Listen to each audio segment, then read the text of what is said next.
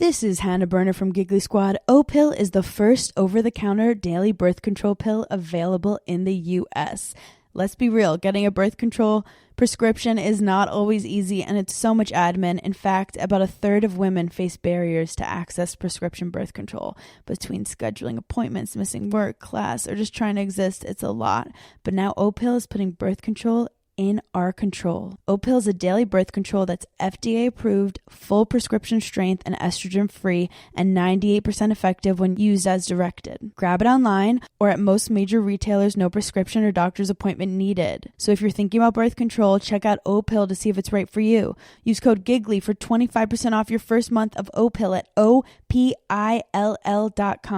That's code GIGGLY at OPILL.com. Birth control in your control. We love to see it. Hey, Ryan Reynolds here from Mint Mobile. Now, I don't know if you've heard, but Mint's premium wireless is $15 a month. But I'd like to offer one other perk. We have no stores. That means no small talk. Crazy weather we're having. No, it's not. It's just weather. It is an introvert's dream. Give it a try at mintmobile.com/switch. Upfront payment of $45 for 3-month plan. $15 per month equivalent required. New customer offer first 3 months only. Then full price plan options available. Taxes and fees extra. See mintmobile.com. The kettle's boiled, Vic. Great. Perfect timing. Just a dash of milk for me, please, mate. Here you go. Shall we get started then?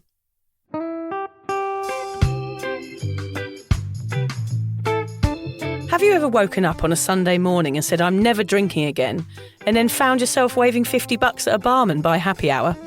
Are you wondering why everyone else can stop at 1 while you head to a dodgy after-party with a weird bloke called Disco Dave? If so, it might be time to take a deeper look at your relationship with your reliable social crutch, alcohol. On each episode, we'll investigate our own dysfunctional dealings with booze and find out if it's possible to stop this deeply ingrained habit before things get too messy. Yep, we're going to open up a shame shed of humiliating drinking stories to help you understand why waking up from a booze coma each weekend with a kebab sticking out of your top pocket might actually be negatively impacting your health. Hamish and I are here to delve into what it's like being sober, an unwanted warts and all look into why giving up those cheeky pints or putting down those mummy wines will make you feel happier, help your anxiety and mental health, and turn you into the most sparkly, authentic version of you. Won't that mean I become boring though, Vic? Well, Hamish, we'll just have to wait and see. I'm Victoria Vanstone. I'm Hamish Adams-Cairns. And this is Sober Awkward. I feel like this week, Hamish, that everybody's trying to tell me that I'm old. Yeah. I am not going to join the bandwagon. Please don't. I think you're young, Vic. Why? What's triggered this? Well, at school, a mum that I hardly know hobbled over to me, holding her hip, and I don't know her. As I said, I'm an acquaintance that I probably wouldn't even say hello to her in passing. I might give her a nod, but that would be about it. I would never say how are you or anything because I just don't know who she is. Anyway, she hobbled over to me and said, "Oh, I've really hurt my hip. Is this what old age is like?" Okay, no, I see why you feel that is directed at you. I think maybe you've misunderstood her. I said, "What are you asking me for?" Well, exactly. That's okay. I was hoping you thought that rather than said that. No, I said it. Did she then run away? Yeah, she went hobble away. Yeah, she hobbled away and went very, very red, and I felt a bit bad afterwards. But she won't speak to me again, but I don't mind. And another time, the next day, I was having a coffee and chatting about the kids, and the woman leaned over and took my hand and said, "Isn't it lovely having grandchildren?" Oh no. Yeah. Okay, yeah, that one's bad. Yeah. That one is bad. And I said, "No, I'm their mum." She was like, "Oh, sorry, I haven't got my glasses on." Oh no. Okay, yeah, that one's not great. Did I tell you about the time that I did a job? I was in my 30s and I did a job with maybe a 17 or 18-year-old girl, and we started really early, and I got in the car and I picked her up to go to work, and she said, "Oh, I was up all night last night." I said, "Oh, yeah, what kept you up?" She goes, "Oh, it was this app." I was like, "Oh, what's the app?" She goes, "You wouldn't know about it." I was like, All right. Try me. I think I'll know about it. She went, "TikTok." Fuck. I'm only 31 or something at the time. What are you talking about? I don't know what TikTok is. Oh my God. I remember, you just reminded me of another time. I was at a party and I'd had a few wines. I was quite pissed. It was years ago. And I was kind of chatting to these kind of young brothers who were probably about 18. And I was holding a baby. I was about 35 years old. I had a kind of 1-year-old with me. And I was thinking, oh yeah, I must sort of seem really cool that I'm kind of drinking and I'm dancing and I kind of, at this cool party. And then my niece came over to me later on and said, oh, the boys, they really liked you. They thought you'd be such a fun mum. Oh, yeah. I was like, no, I'm not a fun mum. I'm still young and cool and relevant. I just thought that they thought I was like really trendy and they were just saying, oh, yeah, she's probably a really fun mum. I'm not a fucking mum. I've still got my identity. I'm one of you guys. I'm one of you. Fuck mums. Yeah, totally. So embarrassing. It's funny that we're talking about you only live once today, Hamish, because I think perhaps my only living is coming to an end. Yeah, you're closer to the end than the beginning now. We can all agree on that. You can just, look after your grandkids and then slowly pass away in your sleep happy in 2-3 years' time. Yes, slowly drift off. Let's just hope I'm in the middle of life. I think that's what we'll say, Hamish. This whole episode was inspired by me having some pretty dark thoughts. Nothing's actually gone wrong in my life, seemingly, but I'm just having some thoughts about death. And I wanted to know, is there a dark thought, like one particular one that you have regularly that keeps coming up in your mind? I've got a few, actually. Okay, go on. What if I faked my own death just to get some sleep? Would that be a good one? Interesting. Yeah. I can do that. Because it's some would say cruel to the children and husband. Okay, well, the next one. Not me. Well, the next one is maybe I'll just drive past my house and keep going. Okay, yeah, we're still in the... Like Thelma and Louise. They're all child-related, basically. I see. Yeah. I see what's on your mind. My main one, my really dark thought that I have quite often, this is quite weird, is that I want to cut off my own hands. I'm going to need some context for that. I'm going to need another sentence. Or do we just leave it there? And let people join the dots themselves? No, there's a reason why, right? Because I often feel like I'm holding a dustpan and brush.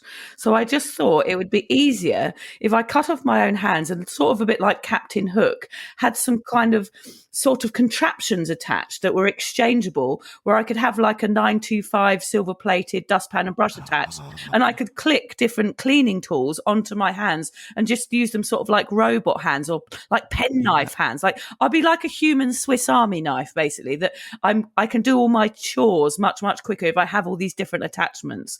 Were you looking for something a bit darker than me trying to escape my chores and children?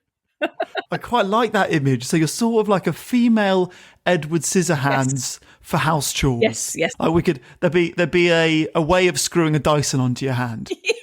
Or I could just blow. I could attach a pipe up my bottom, and I could suck in and out. Oh, you are the bag. You are the vacuum bag. That's a nice idea too. I'm just an old bag, as that lady said. It's true. See, interesting. I thought you were going to go down the route of you wanted to cut off your hands to get out of doing house chores. Be like, look, I would love to brush. I would love to mop, but no hands. So over to you, John, again. That is funny, because I am allergic to cleaning anyway, don't you? Well, that's it. And the doctors never told us that. No, but it's actually we're standing by that. No, it's true, because I'm allergic to dust. Yeah, I know. Yeah. You put the mask on and you do this whole charade, and we all pretend that you really do have a serious allergy, but really we're just humour her, guys. Just humour Vic. I think my main one, though, is that I often think about my parents dying and wondering how on earth I will cope. That would be my serious one. I have, your brain jumps into the future suddenly, and you're at a funeral and everyone's sad and like, oh my God, what's going to happen here and how is it going to feel? I do sometimes think about death too, Hame. Gosh, that was a gear shift. Yeah. I was still thinking of funny ways for you to cut off your hands.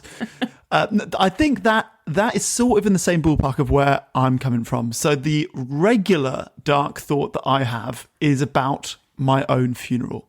And it's not just like, oh, I die and this is what, we're in a church. I go deep. Right. I'm talking about what music would be played, who would be there, who would make the speeches, just how crushing would it be for the thousands of people there, like how do they go on without the Hame train in their lives.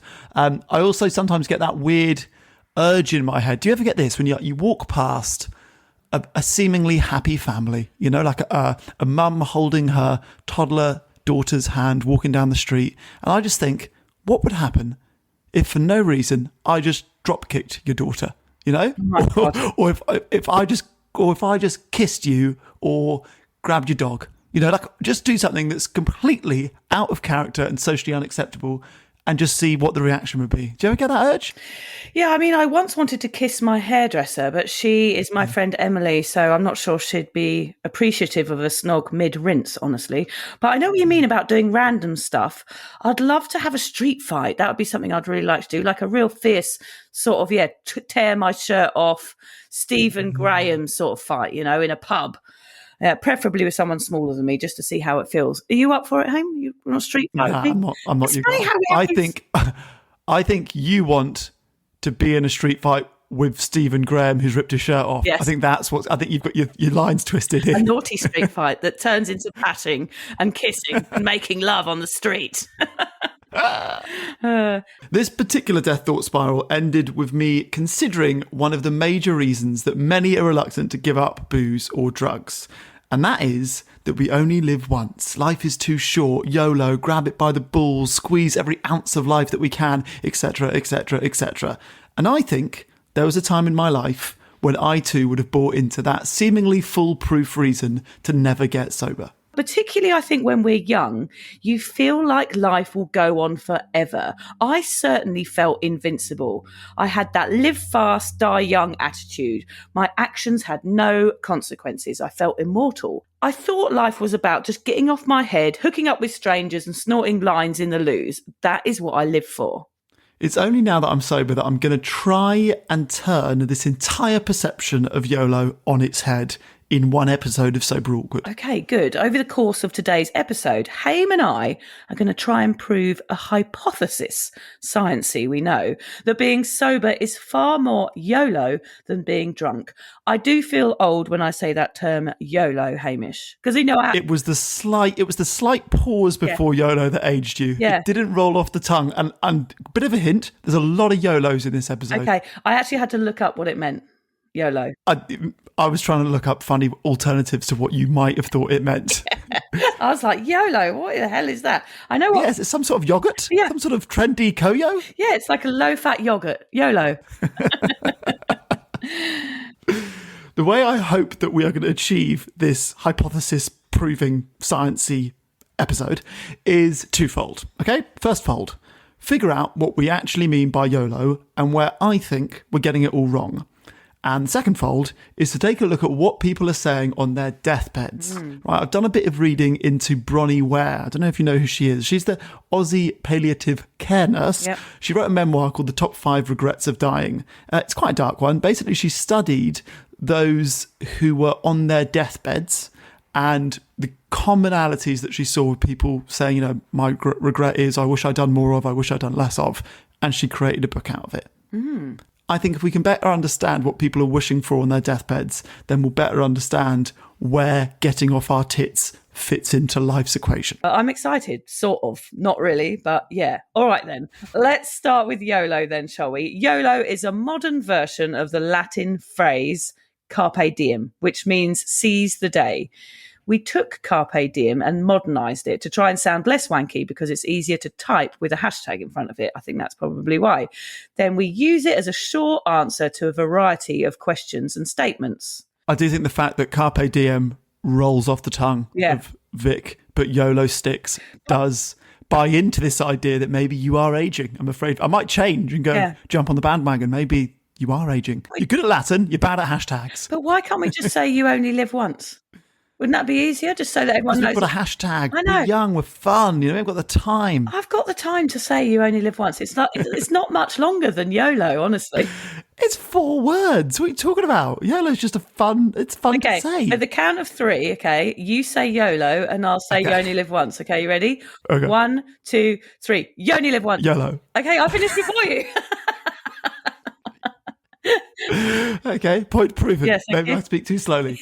Okay, I'm going to give you some examples of sentences that we answer YOLO to, all right? Because we're young and fun and full of no. Should we spend a month's rent on an inflatable Danny Dyer? YOLO. Do you want to eat this sushi? It only went off last Thursday. You only live once. I just booked a one-way ticket to Russia for a laugh because YOLO. let's quit our jobs and become clowns. YOLO. Well, that last one I did sort of do, and it wasn't a mistake. I think mine were more like, do you think we can steal my parents' car and bring it back without them finding out? YOLO. And shall we do this last ecstasy tab even though it looks like it's got heroin in it? Yeah, because YOLO. That's actually Who cares? That's actually true, that one. I think my only live once moments were more about doing things that may have meant I died. Maybe that's it. Yes. But basically, that is what YOLO's about. Yeah.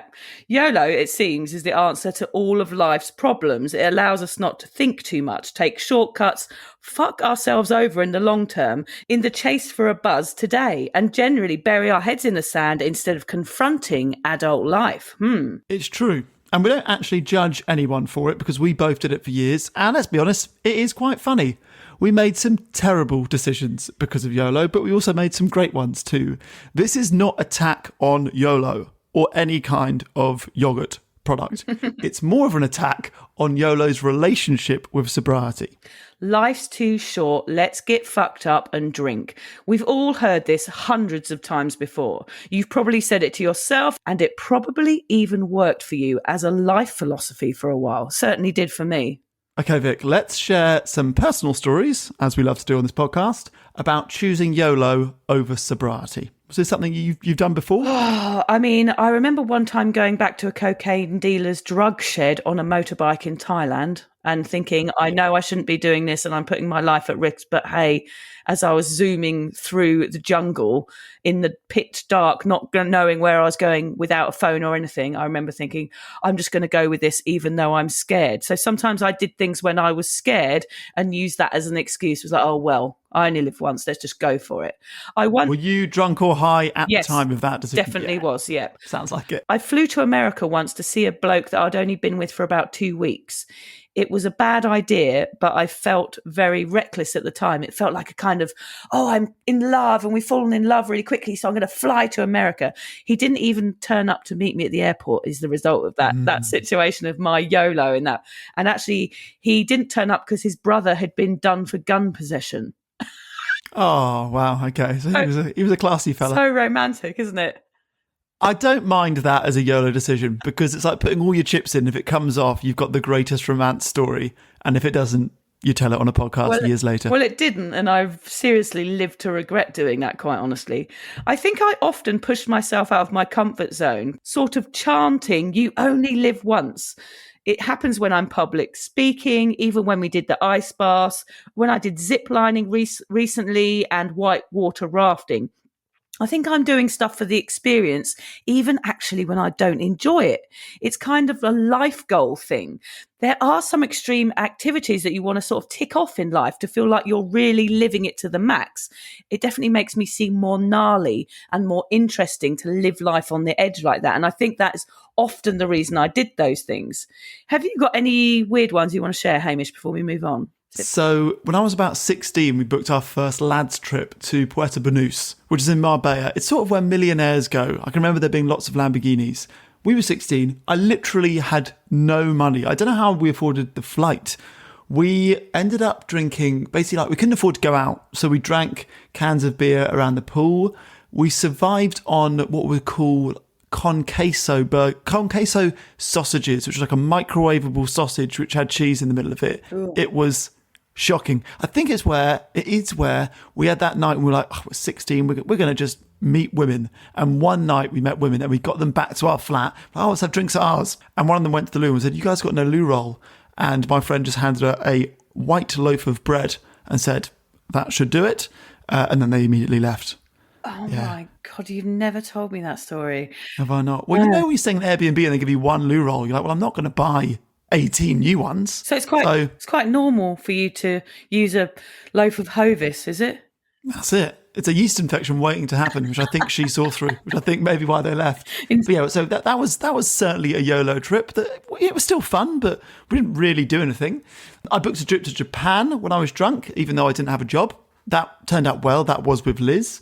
That was only the second time that I met her, though. I would say about 70% of the nights out that I've had have been YOLO. As in, I'm not often in the mood to go out, but I will get talked into it, or like, come on, just have a drink and come. You're like, okay. And you sort of force a night out of yourself because of this peer pressure of YOLO. So I would say, yeah, I'm going to go with 7 out of 10 nights for me with that. And I can name millions of others. I think YOLO is a fun mindset and actually quite a likable characteristic in someone. So it can be a bit confusing because you go, oh, that person's just like so in the present and they're just always up for fun. Like, what an amazing friend. But it has its pitfalls as well. Certainly does. Like we said, our issue is when YOLO is used as a reason to not consider sobriety. You cannot talk about YOLO without talking about the end of the road, which unfortunately is death. And nobody does this quite as poignantly as Bronnie Ware. As we mentioned, she's the palliative care nurse who spent years caring for people in their final weeks of life. She began noticing the same regrets coming up again and again, which she ended up including in her book. So by looking at these and understanding where drinking or sobriety relates to them, I think we can better understand where we have all, us included, been going wrong around YOLO. We're going to go through 4 of the 5, leaving out I wish I hadn't worked so hard because it doesn't really relate to sobriety so much. The first one that we're going to mention is I wish I'd had the courage to live a life true to myself, not the life others expected of me. It's funny when I was reading these, Hamish wrote the script this week, so we often take turns writing our episodes and having ideas and stuff. And when I went through these, Hamish, I was so shocked that they sound like they're actually based upon sobriety, don't they? I know. I know we're going to get to that later, but I just wanted to add that here because each one is like a sober mantra almost, isn't it? It's like our core values that we carry into sober life. Even if you're giving up drinking earlier, this might not relate to you. But when you're a couple of years in, This is Hannah Berner from Giggly Squad. O-Pill is the first over-the-counter daily birth control pill available in the U.S. Let's be real, getting a birth control prescription is not always easy, and it's so much admin. In fact, about 1/3 of women face barriers to access prescription birth control. Between scheduling appointments, missing work, class, or just trying to exist, it's a lot. But now O-Pill is putting birth control in our control. O-Pill is a daily birth control that's FDA approved, full prescription strength, and estrogen free, and 98% effective when used as directed. Grab it online or at most major retailers, no prescription or doctor's appointment needed. So if you're thinking about birth control, check out O-Pill to see if it's right for you. Use code GIGGLY for 25% off your first month of O-Pill at OPILL.com. That's code GIGGLY at OPILL.com. Birth control in your control. We love to see it. Why choose a Sleep Number smart bed? Can I make my site softer? Can I make my site firmer? Can we sleep cooler?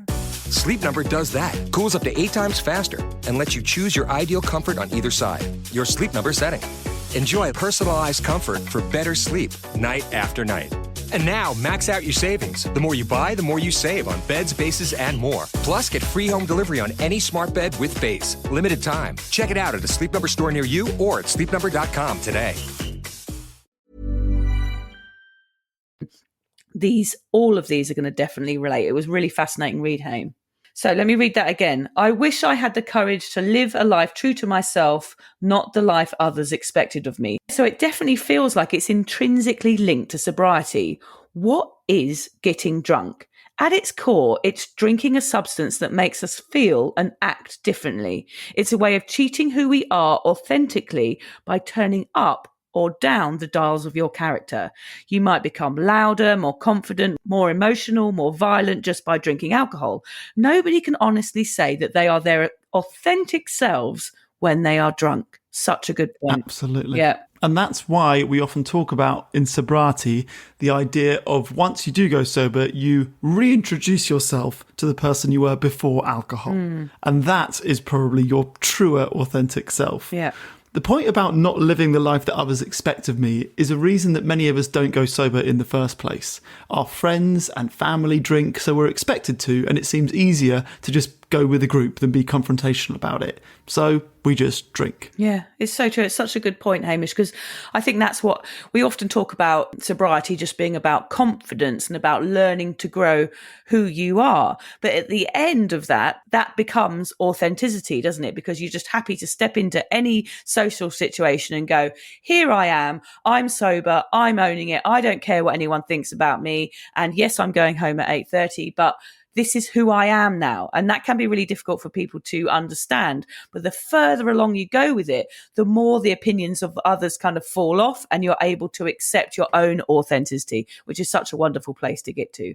Another top regret of people that are dying that Bronnie includes in her book is, I wish I had the courage to express my feelings. Now, this one is a bit of a trap to those of you considering sobriety, particularly the men amongst you. You might say that alcohol helps you express your feelings, that you don't feel comfortable telling someone you love them when you are fully sober. Hamish, I'm just going to say here, I had a really interesting conversation with my dad yesterday. I hope he doesn't listen to this, but I feel like people, when they get older as well, when they're possibly they're confronting their own deaths when you get over 80. My dad's 87 now. And there's some healing that he wants to happen within our family and stuff that he's never spoken about before. So I think this happens at different parts in your life as well as when you get sober. I think there's different parts in your life when you can address these things. And for someone who drinks or someone that doesn't drink, as they reach the older years of their life, I think they might also feel these things. Interesting. So you think he's grown more courageous, or he's been more aware of not wanting to leave anything like any loose knots? Is that the right saying? No. Before potentially passing away? That is absolutely correct. And it is something that my dad and I have never ever spoken about before. It's not like a big trauma or anything, but like it was something that's never been mentioned, that we had a really lovely, beautiful, emotional chat about on the phone. And I was just like, oh gosh, this is the conversation I want to be having with my dad right now. And it felt really real and really authentic. And it's making me emotional just thinking about it. But like, I think that's what happens is like when you start to self-improve or grow or even get to the age that he is, you start to really reconsider your behaviors from the past. And it's impossible not to when you're facing your own demise a little bit.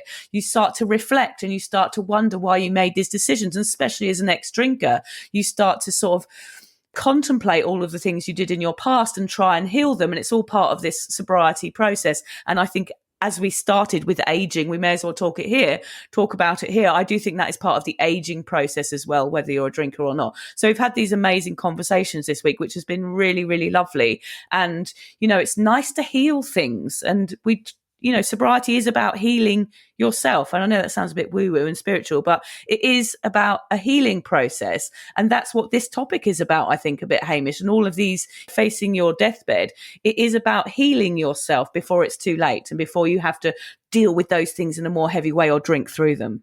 That's our job in this episode, is get you to your deathbed without any regret. Yeah, totally. That's just a small job that we've taken on. But for those of you who are thinking, it's not just men, but I want to say this is particularly relevant to men who go, well, look, I only express my feelings when I'm drunk and I'm a bit looser and I don't care and I'm lovey-dovey and that is me expressing my feelings. I'm going to remind you that there is a word courage in that sentence that we've just mentioned. I wish I'd had the courage to express my feelings. I would argue that telling someone you love them or hate them when you're off your tits is not exactly courageous. It's sort of the opposite. We've all been told that somebody loves us when they're hammered. You know, it might be a stranger in the nightclub loo who you just gave a lighter to and they're off their nut and they tell you they love you. And it sort of doesn't count. It doesn't mean anything. I get it that it can be uncomfortable expressing feelings when you are sober, but I do think it takes courage, and it certainly means more when people say lovey-dovey things when they're not off their head. Yeah. For those listening today, there is a chance that your parents are not the most lovey-dovey. I feel like that whole generation their parents would have lived through a war are not necessarily huggers and I love you people. And that's why it's up to us and our generations to change that. we are going to be the lovey-dovey ones. We might even overdo it, I think, which is probably fine. We need to equalise the scale. So if we overdo it, so be it. What I've been trying to do recently, and let me know if this is something that you do, or maybe you do it more naturally anyway, is I'm trying to say I love you to friends of mine. So particularly the end of a phone call. And I'm not going love you, and I'm not going love you pal or love you mate. I try and say I love you nothing. Because I feel like it means more. And it's kind of difficult to say, you know, it feels odd even to me, even when it is friends that I adore. But I'm trying to get into the habit of saying that to more people. I think that is very, very brave. And I think people might judge you for that, even your friends. They might go, oh, well, do I need to say I love you back? And it sort of puts them in a position, like a defensive position, doesn't it? It's like, oh, do I love him? Like, you know, what does this mean? People might find it a bit strange, I think, because it's so knowing yourself saying that. It's like, I know myself so well and I'm so authentic that I can tell one of my friends that I truly love them. And I think that is a very, very courageous place to get to in your life, Hame, honestly, because I know my son says it to his best mate when they talk on the phone, love you, bro, love you, mate. And they're like 12 and 13, which I'm always really impressed by. So it's definitely changing.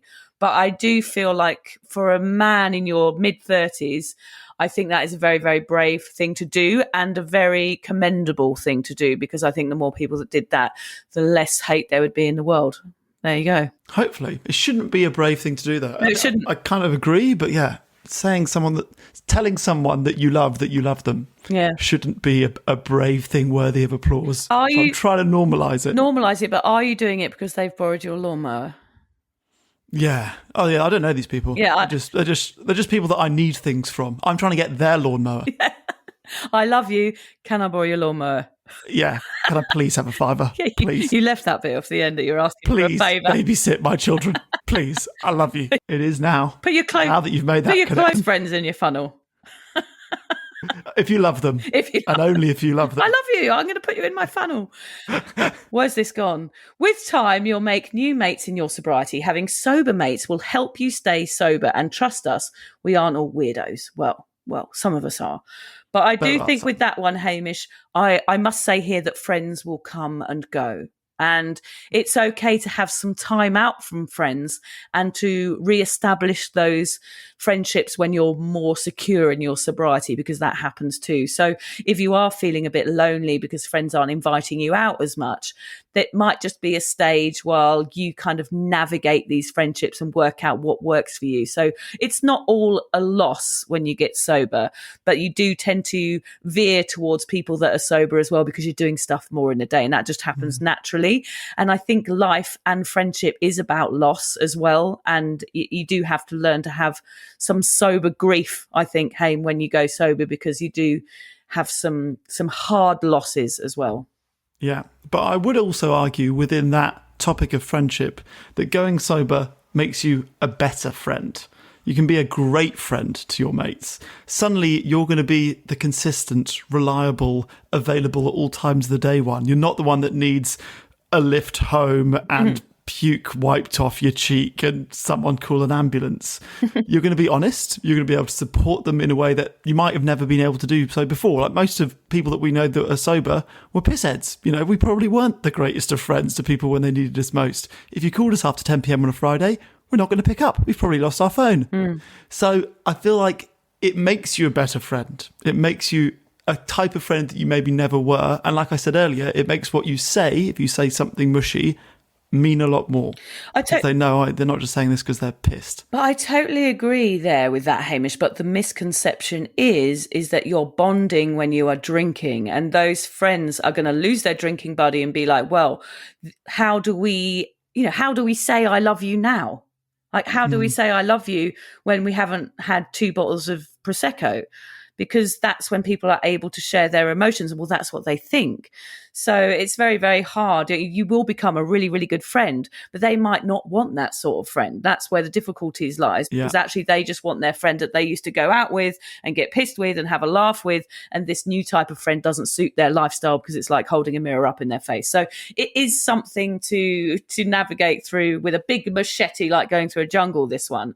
But, we've done quite a few episodes on friendship on Sober Awkward. So flick back to those because there is loads of advice stacked up in those episodes.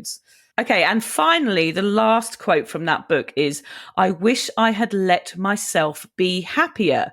Is sobriety, this is a good question, Hame, is sobriety a happier life than a drinking one? All in all, from me, it would be a resounding yes. Sure, there might be less of those ecstatic highs, but you're also going to dodge the anxiety, the hangovers, the arguments, and the injuries. You're going to swerve the shame of letting your friends and family down, and worst of all, letting your kids down. And what's the price? Not having a cider in a beer garden every now and then sounds like a deal worth making to me. We'd also remind you of the difference between genuine happiness and booze and drug-fueled happiness. So many of our listeners reach out to us describing this newfound joy in seemingly everyday activities. This happens constantly. It's happened to me too. Things that they never liked before, suddenly we get immense joy from. It might be, and I'm not going to call these dull, but, they're certainly not for thrill seekers. Gardening, dog walking, arts and crafts, writing, singing, improv, reading, you name it. People are suddenly like, oh my God, I just spent 4 hours gardening and I'm so happy. Who am I? Who am I and what is my new identity? I'm not sure if I like it. Recently, I went to a party. I find this really funny. I was at this party and I was like, oh my God, no one really seems to be drinking. Like, this is amazing. And everyone was dancing and having a really good time. And I was kind of looking around because going out is like a science experiment for me. I'm like looking at really what's happening and how much everyone is drinking. I'm horrible to go out with, quite honestly. I'm judging everybody. So I was like, yeah, everyone seems to be having a really good time and everyone's really relaxed. I said to one of the girls, I said, how is it, like everyone's not drinking tonight. It's amazing. I love it. She said, oh yeah, we're all microdosing mushrooms. Wow. I was like, I thought you were going to, I think as you look round, you realise, I'm at a children's disco. No. Yeah, everyone here's 9. No. They were all off their nuts on mushrooms. Wow. Yeah. What kind of party is this? Yeah, it was just a birthday. Is this mums from school? What, a birthday? Yeah, just a birthday party that I went to, yeah. Wow, you've got some cooler mates than I've got. What, because just a load of parents off their hut of mushrooms at a party. Yeah, basically. Jesus. Yeah, they stayed up much later than I did, I can tell you. Yeah, they're licking the walls. Yeah. I think really what this whole episode boiled down to is this. We think we have to drink because you only live once. And I think that applies for the very short high of drinking. I would argue that being in bed hungover all day and eating shit and arguing with your loved ones and getting sick and dying younger is actually maybe not all that YOLO. It's probably the opposite of YOLO. And I think when we think of YOLO, we think, oh, well, I've got to party and I've got to do the bungee jump and I've got to go to the festival and, all of those things. Oh, this is YOLO, this is YOLO. I say those are YOLO. But you don't have to be drunk to do all those things. No. You can still go to a festival with the mindset of, wow, you only live once, let's squeeze all the juice out of life without getting hammered. Yeah, it's still very doable. It's a bit different, but it's still great. And so I just think we can remove the drinking from a YOLO mindset. And also I think YOLO, it's like you only live once. So my thought there is, well, then why not remember it? Why not make memories and keep them forever rather than, being at that festival and blacking out by 10 o'clock at night?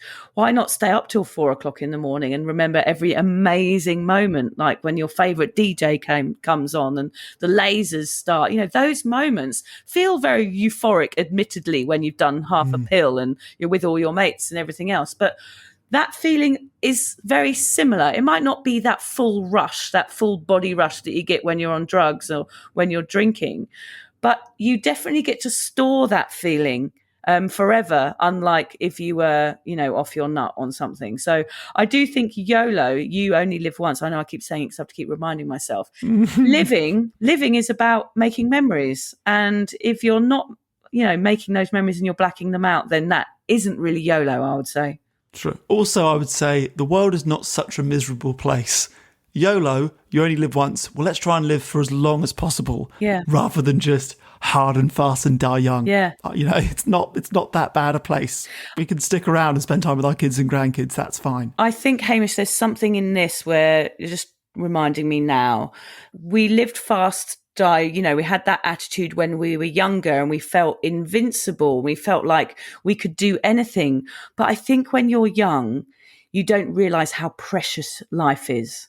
And you don't realise how special you are to your parents and how much they love you. It's only really, I think, when you become a mum or a dad or have someone really close to you that you truly love, whether that's a child or a brother or sister or a relationship that's really important to you, that feeling of living fast and dying young, or YOLO, or whatever you want to call it, it sort of dissipates because life, you realise, is very fragile and you want to live every minute of it and remember it and be with the people that you love. So actually there is a sort of young person sort of mindset in there. It's like, I don't care. I'm just going to drink and I'm going to be crazy and I'm going to live my life to the max. And I definitely did that because I didn't realise that my own life mattered. And not only didn't matter to myself, but it certainly mattered to my parents that I was, that I was alive and that I was well.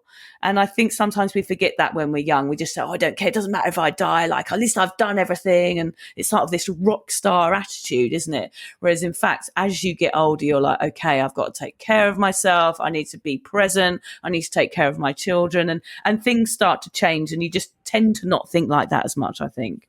Funny enough, that's just reminded me of this Richard Branson story that I heard recently. So big radio and podcast presenter out here called Hamish Blake, and he used to have a radio show, and Richard Branson came on, and his producer is a guy called Jack Post, and Jack said to him, look, Richard, can you go downstairs and just get 10 grand cash out and give it to me, because it's like 50p to you. And his response to that, which I'm sure he gets asked by cheeky people chancing their luck quite often, was, I would give all of my money to have what you have. And he said, what have I got that you don't have? And he said, time. Jack was in his 20s at the time and Richard Branson was in his 70s. That's what it's about, isn't it? More time with your friends and family. We're all getting older. We're all getting close to death. So why not, make the most of it whilst we can in a responsible, not getting off our head way. Oh, gosh, Hamish, you're so grown up, aren't you now? It's all bollocks. It's all bollocks as to get Millard. Yeah. I strongly disagree with Richard, but, I thought it made a nice point to end an episode on. I strongly disagree. Just give us the 10 grand, for God's sake. Give him the money. Yeah. Just give him the money, Richard. Fuck it. Yeah. We hope this episode has made you think, what are you going to wish you had done more or less of on your deathbed? Is a sober life one that is giving up on a YOLO life? We don't think so, but it's up to you to decide. Did you know that, Hamish? Our listeners have their own brains, and it's actually up to them to decide, not us. That's it. Yeah, it's news. We do lead them in a direction, but it is fundamentally their choice right at the end. In our sober, awkward cult. I know that now I'm sober, I am really living my best life. Well, sometimes it's shit though, of course, but life happens, doesn't it? But at least I'm there to witness its fails and successes, I would say. I still get to be present all the time, and I feel proud that I can face all the hard stuff without leaning on a smacky pill or a shot of absinthe. Oh, it's a smacky pill. Have you ever heard that line, Hamish? That's lucky. We got a smacky pill. Oh, what a bonus. Oh, God. Oh, I worry for myself. That was something that was said, oh, yeah, it's got a bit brown in it. It's a smacky one. Honestly, you really do only live once. And thank God I survived, Hamish, and so did you. I think it's a good idea just to absorb every awkward minute. We're not here to tell you how to live your lives. We're here to invite you to give this sober thing a go. We've done it. We've seen the benefits. So what have you got to lose? Yeah. Shall we spend the next few hours planning our own funerals, Hamish? Oh, it's literally my favourite thing to do. Yeah. Okay, we'll start with the wardrobe. I'm thinking fancy dress, obviously. Yeah, I was thinking I'd get everyone to wear an inflatable penis costume, sing Spirit in the Sky by Norman Greenbaum, and all the guests have to sit through 8 hours of photographs before being forced to drink lemon cordial and do karaoke. Oh, that's nice. But like photos with the casket. Yeah, but you're not invited, just so you know. No, I wouldn't come anyway. No, fair enough, yeah. I'll be at yours because I've organised your death, so I want to make sure you've gone. That's it, yeah. Just hold a pillow over my face. Is he dead yet? Please stop stabbing him. We're trying to cremate him. Is he not dead yet? That's a nice way to end a jolly ending. Isn't it? If you're questioning your relationship with booze, you're struggling to moderate, or your hangovers are causing anxiety, it might be time to reach out for some support. Yeah, just talk to a mate about how you're feeling, contact a local doctor, find an AA or sobriety group. Vic's got one. Yeah, just head to www.cuppa.community. Remember, if you're questioning yourself, it might be time to seek support. Even though this journey can be awkward, it is definitely worth it. And if you've enjoyed the Sober Awkward podcast, don't forget to review it, rate it, and share it with your mates. Do they have to share it with their mates? Yeah, of course they do. I'm not doing this for nothing, Hamish. Bloody hell. How do they share it? I don't know, just write it on the document.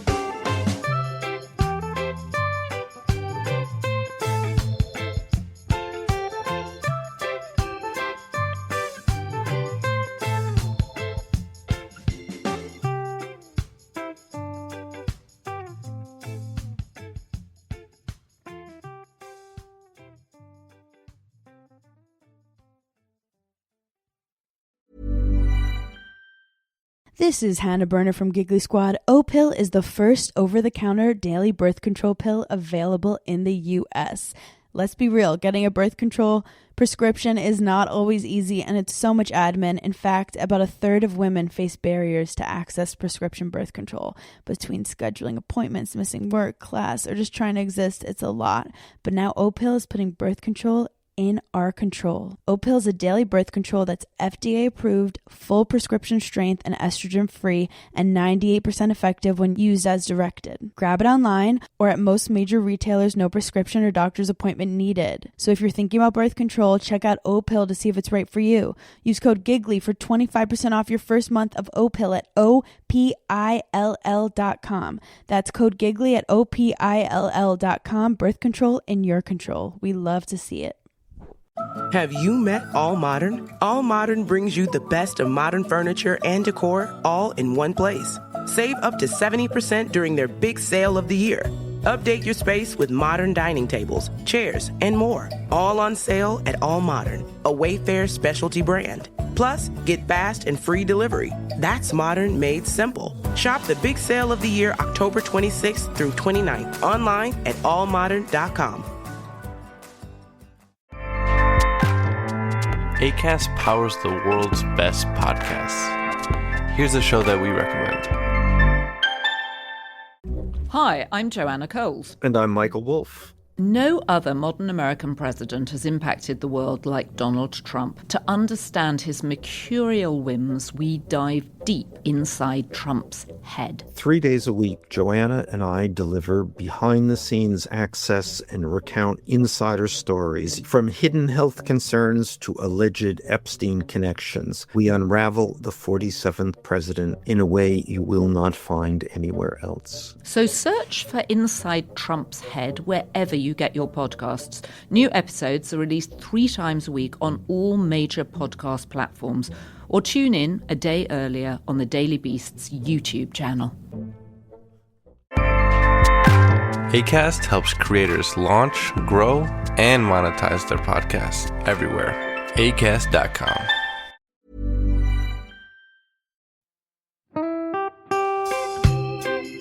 So, as you probably know, my comedy memoir, 1,000 Wasted Sundays, is officially out. All my magnificent fuck-uppery in one awkward hit.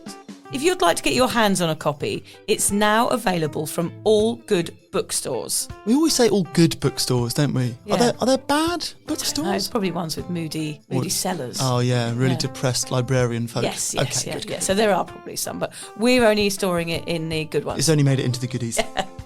You can also get it from all good online retailers. The print version and ebook are out now, and the audiobook will be available in March. I've been writing my memoir for 5 years. It will make you laugh, cry and cringe and hopefully inspire a few people to reconsider their relationship with booze. If you love the podcast, then I think you'll love the book, even if I do say so myself. Hamish has read it. What did you think? I feel like I know a little bit too much about you now, to be honest, Vic. Look, I really loved it. It was hilarious and surprisingly moving, but I feel like I've seen you naked in a literary sense. Yeah. Does that make sense? Yeah, that's worrying. Yeah. From an emotional point of view, seriously, it wobbled my teeny weeny wooden heart, Vic. Okay. My teeny little wooden heart. Well, his wooden heart is broken. Anyway, so if you do manage to get your filthy mitts on a copy, please do me a favour and head to goodreads.com and give me a review. Doing that will help me get it out there to those that need a bit of sober support. So there you have it. My story, unwanted warts and all. Come and get awkward with me. Not to be too demanding or anything, but seriously, go and buy it now. Yeah, go and buy it. Go and buy it right now. Yeah, don't just tell your friends, buy it, and then buy your friends one or two. Yeah, don't give them a copy, buy it. Yeah. And you know what? Don't be careful where you store it. If you lose it, you can always buy another 5. Buy another one. Yeah.